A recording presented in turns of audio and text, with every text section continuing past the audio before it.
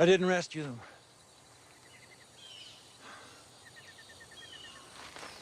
I'm the smoke thing.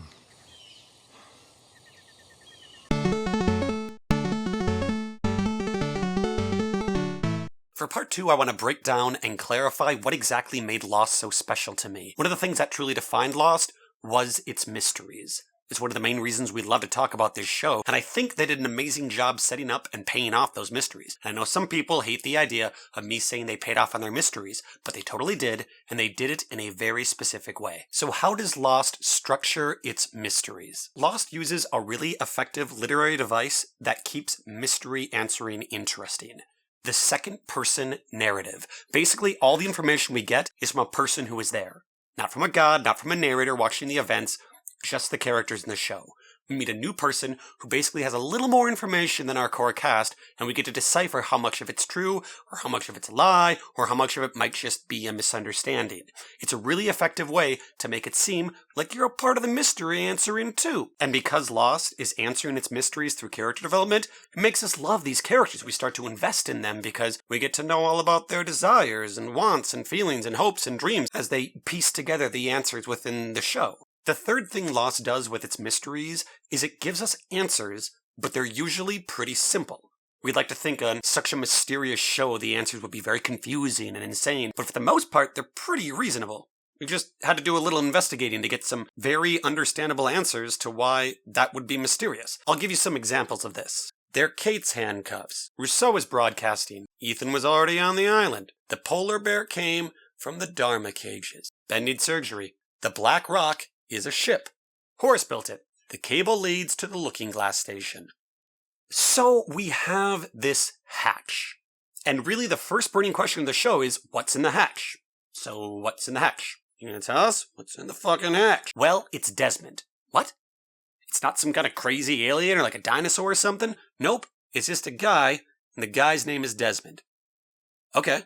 So who's Desmond? Well, Desmond is down here pushing the button for Dharma. Wait, what's Dharma? Yeah, well, that's right. Well, to be honest, Desmond doesn't know that much, but he does know more than the Oceanic gang. He's a really cool guy, though. He, loves this girl, and her dad hates him, and he was like a monk for a while, and he really likes booze. So he was told to push the button to save the world, and he did that. Now it's up to the Losties to decide if they're gonna do it, and they decide they should. See, it's second-person narrative. It might be the right thing to do, might be the wrong thing to do. We really don't know. We just gotta kind of guess. Everything we are told on the show is someone relaying information that was given to them, not as fact, but conveyed fact. We are told that pushing the button is important, so we push it, and everything seems to be fine. But then, we start to get a little curious about what happens if we don't push the button. So Henry Gale goes ahead, and he doesn't push the button.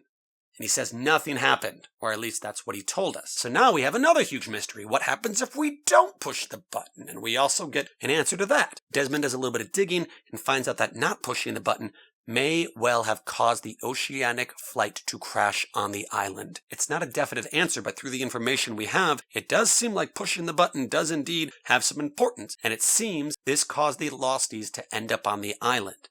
Here we would have hoped some crazy fucking thing would have gotten him there, but no, it's just some dude who wasn't doing his job. We see the magnetizing of the hatch, which does indeed give us more clarity to the importance of the Swan Station, but Desmond triggers the failsafe before we see the full ramifications of the event. What we can deduce is that this event sent a signal to two Portuguese guys in the Antarctic who worked for a woman, and her name is Penny Widmore, and she happens to be who our boy Desmond is sweet on. But before we can celebrate the conclusion to the hatch, we have already moved on to the mystery of the others. They have been lying to us, they know more than we do, and they need to capture a couple of us because they're the good guys. So, Season 3 starts off with another mystery solved in the first 5 minutes. Who are the others? Well, these guys are the others. I mean, they're a group of people living, and they wore fake beards, but that's about all we know right now. And you're thinking, oh, I bet the others live in some crazy caves or huts or something like a spaceship. But no, they just live in normal houses. And guess what? They're pretty normal people. They have couches and they drink coffee and they have book clubs and relationships and they got workplace problems. It's not a complex answer. They're just people trying to get their work done. And we get more. Turns out this guy, Ben, is the leader of this group. Exactly what this group does, we don't know. And exactly what he wants, we don't know. We also have a dissenter in the group. Juliet. Or is she a dissenter? We find out she was brought on fairly recently to the others. And she has her own problems. Around this time, Naomi shows up. And crazily, Naomi is here to rescue them? Okay, so we find out that the looking glass is probably the best way to contact anyone, and in this process, a couple of mishaps occur, which leads us to one of the most emotionally impactful events of the entire show. This character, Charlie, learns some new information, then realizes the fact that he is unable to convey this information through speaking, and in 3 simple words, conveys the message of the second-person narration better than any in the show. Not Penny's boat. It's not the full breadth of the message. It's not a game plan on how to deal with this new problem. It's only what he's able to convey in the little time he has.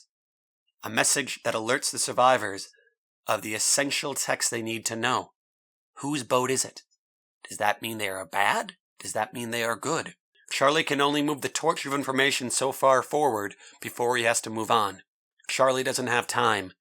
It's not Penny's boat, Desmond. It's simply not her boat. So around this time, 3 seasons in, we have to ask the question, okay, are they going to ever get off this island? I mean, come on. And at the end of the season, they tell us, yeah, they do. But here's the real problem. They need to go back. What? I mean, what? Why do they need to get back? Wait, what? The show officially un-Gilligan Islands itself. Now more than ever, we understand it's about these people, not a direct goal. So now season 4 has its plate full.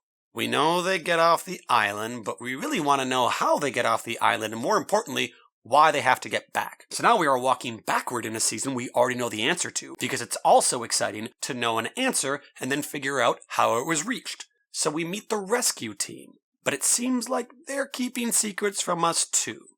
Are they the people who get the Losties off the island? And suddenly, we move into the assault on the island by the rescue team. Well, at least half of them. That's right. It seems even the rescue team has its own opinions on what's right for the island. Charles Widmore, Penny's father, brought this group over, but they all have their own reasons for being there. It's one of the reasons we really love the rescue team group. In the entire show, we don't really get a firm answer as to why they came, which is extremely exciting in terms of mystery. So now, we are really unsure at what side to trust. In this season, we also find out about who is in charge of the others. His name is Jacob, and he has a cabin. So of course, we go to investigate the cabin. We first meet Jacob, and he asks for help, so we visit again. But here's the thing. The second time, Jacob isn't in the cabin. Christian is in the cabin. He is here to tell us what needs to be done to save the island from these invaders. Wow, Jacob seems like an Old Testament kind of deity. Just gives us the information that we need to know to survive.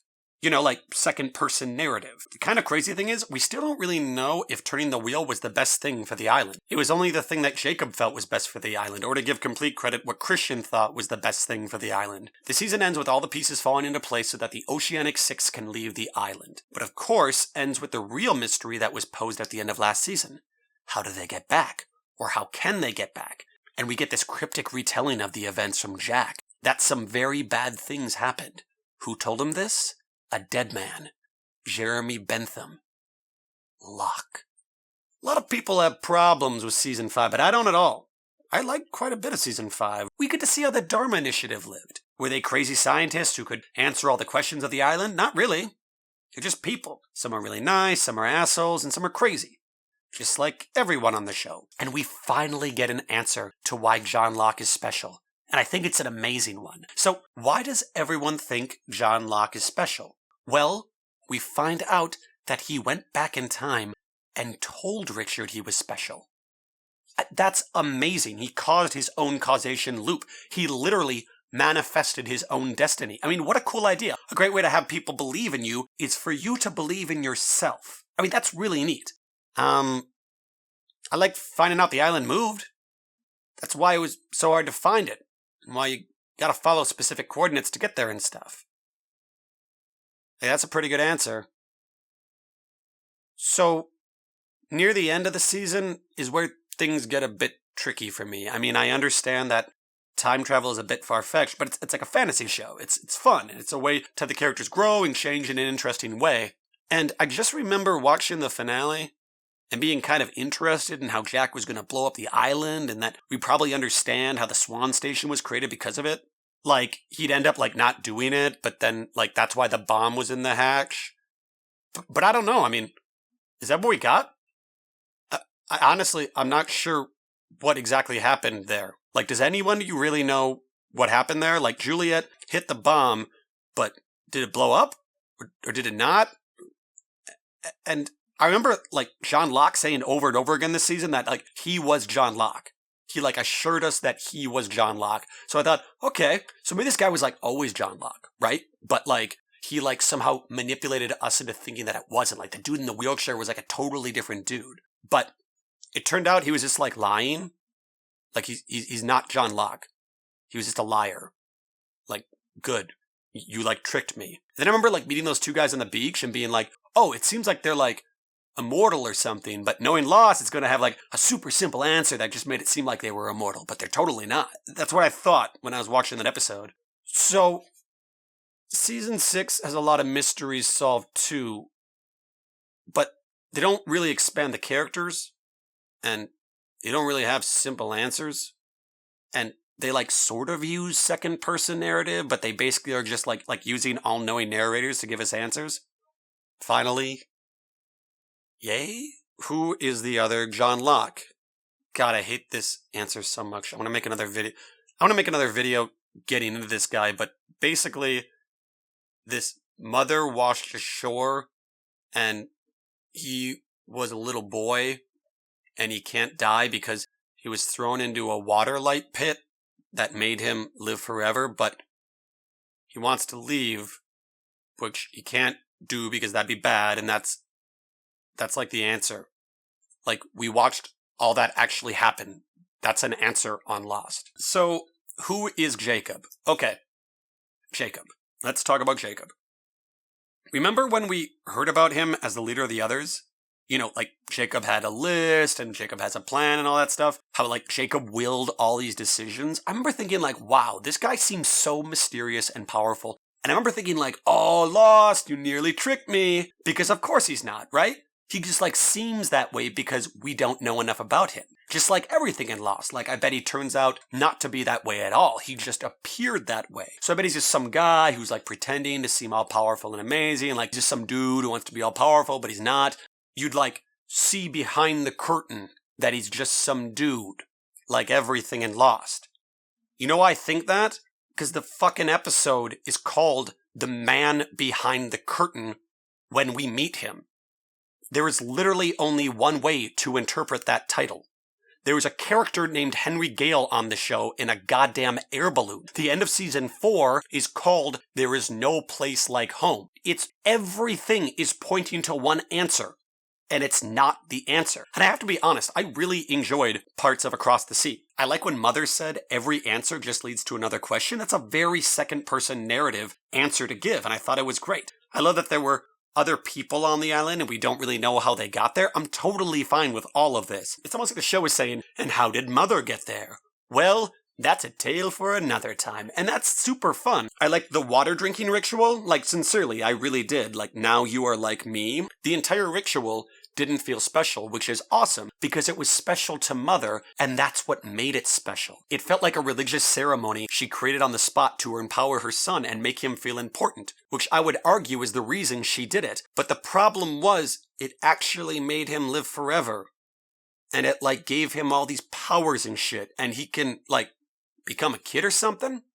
Or, like, sometimes he's a kid, and his ashes are important? Or not? Fuck it. I don't know, maybe you can, like, even make that work. Like, if you assume these two are these immortal gods, but they just turn out to be, like, bickering siblings, like old school Greek gods who you assume would be so powerful and in control, but in the end end up being, like, really catty and sleeping with other people and, like, turning into swans to sleep with people. I mean, that would be a great reveal. Oh man, Jacob must know everything. He is immortal. And he's just like, I still have my brother. I'm petty and jealous. All of you are just pieces in a game that we use to entertain ourselves.